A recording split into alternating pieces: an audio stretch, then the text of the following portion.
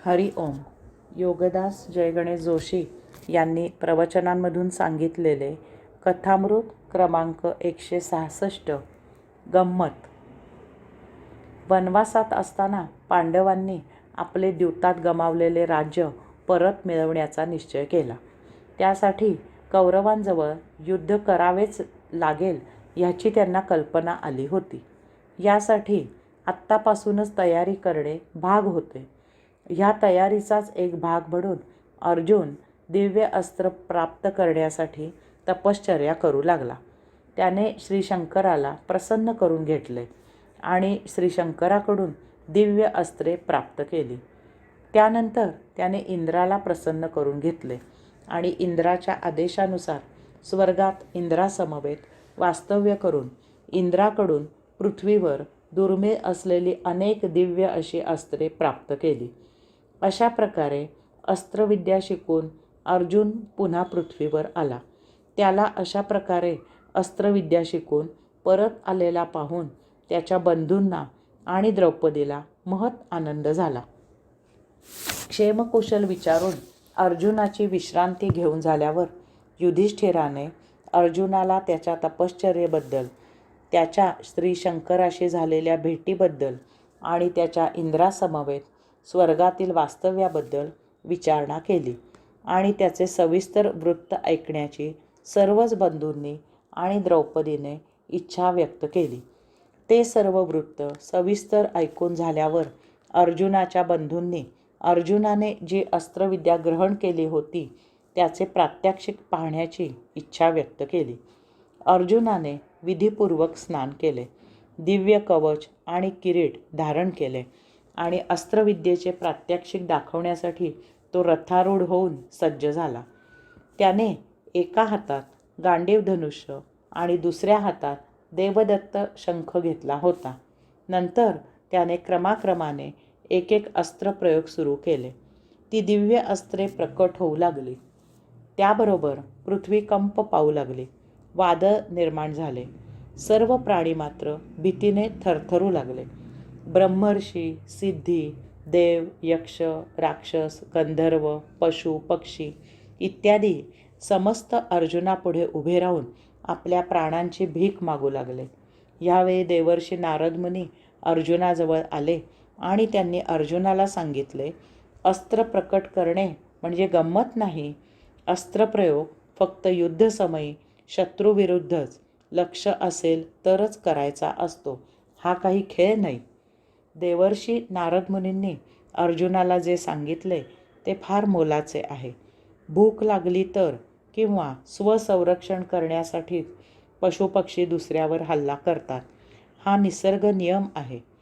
फक्त मनुष्यच हा निसर्ग नियम पाळत नाही. माणसाला अन्य प्राण्यांहून अनन्यसाधारण बुद्धिमत्ता आहे.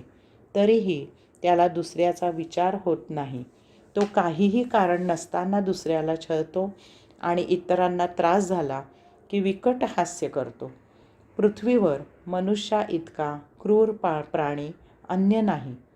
विचार ज्याचा त्याने करायचा आहे. कथामृत 167. धंद्यातील रहस्य. एकदा एका मानसोपचार तज्ज्ञाकडे एक मनोरुग्ण आला. त्या मनोरुग्णाला एक विलक्षण आणि विचित्र रोग जडला होता. त्याचा रोग असा काही वेगळाच होता की त्याला वेडा ठरवणे अवघड जात होते. त्याला दररोज कोणाला ना कोणाला तरी 2 तास कावळा चिमणीची गोष्ट सांगण्याचा बोलघेवडा रोग जडला होता. एकदा काही कावळा चिमणीची गोष्ट कोणाला तरी सांगून झाली की तो खूपच छान वागायचा. गोष्ट सांगून झाली की तो शांत व्हायचा, शहाण्यासारखा वागायचा. एकदा ही गोष्ट सांगून संपली की त्याला वेडा म्हणणे म्हणजे वेडेपणाचे ठरत होते. जर परका एखाद दिवशी गोष्ट ऐकायला श्रोता मिळाला नाही, गोष्ट कोणाला सांगता आली नाही तर त्याला वेड्याचा झटका यायचा. मग मात्र तो सर्व घर डोक्यावर घ्यायचा. त्याच्या घरच्या लोकांना काय करावे ते समजत नव्हते. रक्ताच्या नात्याचे अगदी घरचे लोक झाले म्हणून काय झालं? घरातील लोक दररोज 2 तास तीच कावळा चिमणीची गोष्ट कशी ऐकणार? घरातील माणसं वैतागली. त्यांना वेड लागायची पाळी आली. शेवटी अगदी नाईलाजाने घरच्या लोकांनी त्याची रवानगी मानसोपचार तज्ज्ञाकडे केली. मानसोपचार तज्ज्ञाने त्याच्या घरच्या लोकांना मागील 7 पिढ्यांचे प्रश्न विचारले. या मनोरुग्णासाठी काही औषधे लिहून दिली आणि दररोज 2 तास त्याला उपचारासाठी दवाखान्यात यायला सांगितले. तो रुग्ण दररोज दवाखान्यात यायचा. मानसोपचार तज्ज्ञाला कावळा चिमणीची गोष्ट सांगायचा. गोष्ट सांगून झाली की छान शहाणा व्हायचा आणि परत आपल्या घरी जायचा. असे दररोज 2 आठवडे चालले होते. 2 आठवडे झाल्यावर त्या मानसोपचार तज्ज्ञाच्या हाताखाली शिकणारा विद्यार्थी हे सर्व पाहून वैतागला. त्याने मानसोपचार तज्ज्ञाला विचारले, सर, 2 आठवडे दररोज 30 कावळा चिमणीची गोष्ट आपण ऐकत आहात हे पाहून मी वेडा व्हायची वेळ आली आहे. मी काही ती गोष्ट प्रत्यक्ष ऐकत नाही. आपण हे प्रत्यक्ष ऐकत आहात. आपण हे सहन करू शकता कसे आणि 30 गोष्ट कशी ऐकू शकता? मानसोपचार तज्ज्ञ म्हणाला, हेच तर तुला शिकायचे आहे. अरे इथं ऐकतंय कोण? तो सांगायला लागला की मी स्वतः कधी जप करतो, कधी विपश्यना करतो, कधी मनगटावरच्या घड्याळ्यात गजर लावून झोपतो, एखादे पुस्तक वाचतो, कधी खोलीबाहेर जातो आणि दुसरा रुग्ण तपासतो. पण तो काय सांगतो ते कधीच ऐकत नाही.